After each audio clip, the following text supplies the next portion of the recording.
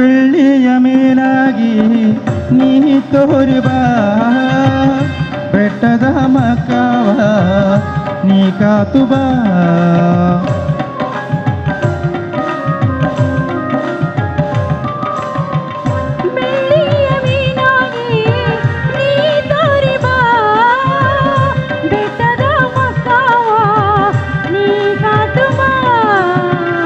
ಒಳ್ಳೆಯ ದಾರಿಯ ಹೆಂಗಗ ತೋರೋದು ಎಂದು ಅಮ್ಮ